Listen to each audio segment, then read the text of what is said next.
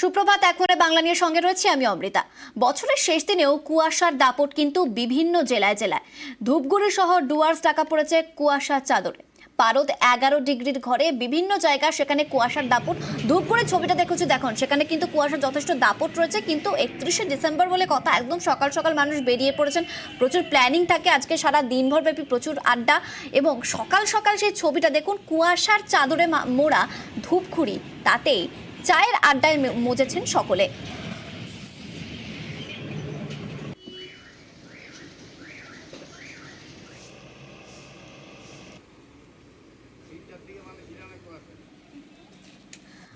প্রথমে ধূপগুড়ির ছবি আপনাদের দেখালাম। ধূপগুড়ি কিন্তু প্রায় ভোরের বেলাটা একদম কুয়াশার মোড়ে আমরা দেখতে পাচ্ছি।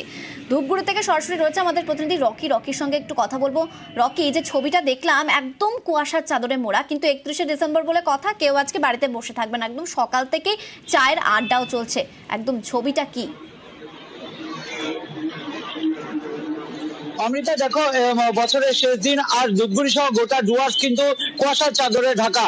রাজ্য সড়ক থেকে জাতীয় সড়ক রাস্তায় এতটাই কুয়াশার ঘনত্ব যে দূরপাল্লার লরিগুলিকে লাইট জ্বালিয়ে চলতে হচ্ছে। আমি যেখানে দাঁড়িয়ে রয়েছি এশিয়ান হাইওয়ে 48 এর মধ্যে। তুমি আমার পেছনটা দেখলে বুঝতে পারবে কতটা কুয়াশার ঘনত্ব রয়েছে।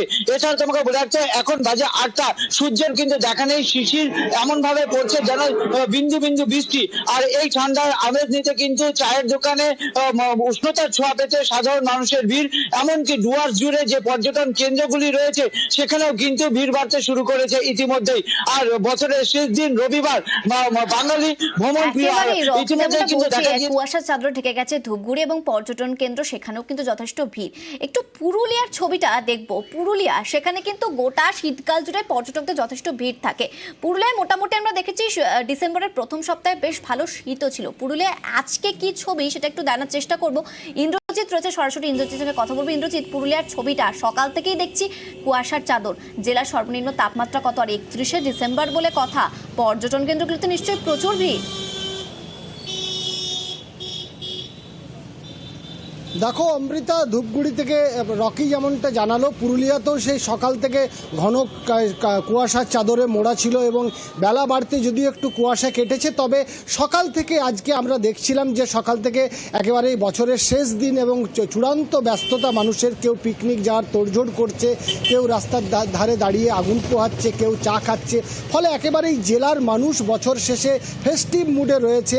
আমরা দেখছি ইতিমধ্যে পিকনিক স্পটগুলোতে একে একে করে বেরোচ্ছে, সব রেডি হচ্ছে এবং সকাল থেকেই সবাই বাজার কেনাকাটা থেকে শুরু করে কাজ শুরু করে দিয়েছে। অন্যদিকে তুমি যেটা জানতে চাইছিলে অমৃতা, যে ঠান্ডা আজকে 2 ডিগ্রি কমেছে তাপমাত্রা। গত কয়েকদিন 12 ডিগ্রি তাপমাত্রা থাকলেও আজকে 10 ডিগ্রি, ফলে বেশ ঠান্ডা রয়েছে। সকাল থেকেই ঠান্ডার দাপট রয়েছে এবং শীতের আমেজ রয়েছে এবং এই শীতের আমেজকে উপভোগ করতে ইতিমধ্যেই পুরুলিয়ার পর্যটক কেন্দ্রগুলোতে আমরা দেখছি পর্যটকরা আসতে শুরু করেছে। অন্যদিকে জেলার মানুষ একেবারেই ফেস্টিভ মুডে রয়েছে। সকাল থেকে পিকনিকের বিভিন্ন অন্যান্য এলাকার মানুষ সবাই কিন্তু এই 31শে ডিসেম্বর মজার মুডে রয়েছেন এবং 12 ডিগ্রি কিন্তু যেমনটা ইন্দ্রজিৎ বলছিল। একটু বাঁকুড়ার ছবিটা দেখবো। বাঁকুড়া থেকে সরাসরি রয়েছে আমাদের প্রতিনিধি দেবব্রতের সঙ্গে কথা বলবো। দেবব্রত, ফেস্টিভ মুড বলে কথা বাঁকুড়া, সেখানে কি দেখতে পাচ্ছ, কি ছবি ধরা পড়ছে, আর জেলার সর্বনিম্ন তাপমাত্রাই বা কত? একেবারে দেখো, সকাল থেকে কিন্তু পর্যটকরা ভিড় জমাচ্ছেন। বিভিন্ন যে পর্যটন কেন্দ্রগুলি রয়েছে বাঁকুড়া জেলার, সেই পর্যটন কেন্দ্রগুলিতে এই মুহূর্তে রয়েছে আমি মন্দিরনগরী শহর বিষ্ণুপুরে। তুমি জানো যে বছরের বিভিন্ন সময় এই মন্দিরনগরী শহর বিষ্ণুপুরে দেশ বিদেশের বিভিন্ন প্রান্ত থেকে হাজার হাজার পর্যটক আসে। তারপরে বছরের শেষ দিন একেবারেই উপচে পড়া ভিড় যেমনটাই লক্ষ্য করা গেছে অন্যান্য বছর। আজ সকাল থেকেও কিন্তু একই ছবি, একে একে বাস আসতে শুরু করেছে। তারপর তোমাকে ওয়েদারের বিষয়টা জানাবো যে সকাল থেকেই কিন্তু কনকনে ঠান্ডা রয়েছে বাতাস। জেলার সর্বনিম্ন তাপমাত্রা 12 ডিগ্রি সেলসিয়াসের কাছাকাছি। যে শহরবাসীরা কিন্তু ভারী পোশাকেই তারা গন্তব্যে বেরিয়েছে, কেউ আবার আগুনে হাত সেকে নিচ্ছে। কারণ ভোরের দিকে কুয়াশা পরিমাণ কম থাকলেও একটু বেলা বাড়ার সাথে সাথে কিন্তু এখন পর্যন্ত বেশ কুয়াশা রয়েছে। সব মিলিয়ে কিন্তু একেবারে উৎসবের চেহারায় কিন্তু বছরের বর্ষ বিদায় করছে পর্যটক থেকে শুরু করে জেলাবাসী। সব মিলিয়ে সারাদিনে বর্ষবরণ, সেই বর্ষবরণের প্রস্তুতি শুরু হয়ে গেছে ভোর থেকেই। একেবারে কুয়াশা ঢাকা, তার মধ্যেই মানুষ বেরিয়ে পড়েছে। এবার হিঙ্গলগঞ্জের ছবিটা একটু আপনাদের দেখাবো।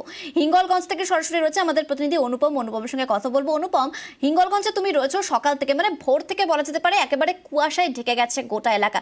এই মুহূর্তে কি ছবি আর কেমন ঠান্ডার আমেজ সেটাই বা কতটা?